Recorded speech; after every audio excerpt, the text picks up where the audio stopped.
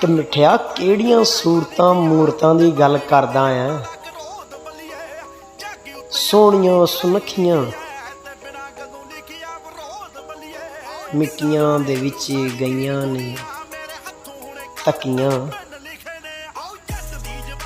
ਤੇ ਉਹਨਾਂ ਨੂੰ ਕੱਢਣੇ ਦਾ ਸਾਨੂੰ ਹੱਲ ਦੱਸਦਾ ਹੈ, ਹੱਲ ਦੱਸਦਾ ਹੈ ਕਿ ਉਹ ਨਿਕਲ ਨਾ ਪਾਏ। ਅਸੀਂ ਉਹਨਾਂ ਦੇ ਕੋਲ ਜਾਣਾ ਹੈ। ਇਹ ਸਭ ਸਾਨੂੰ ਵੱਲ ਦੱਸਦਾ ਹੈ, ਇਹ ਸਭ ਸਾਨੂੰ ਵੱਲ ਦੱਸਦਾ ਹੈ।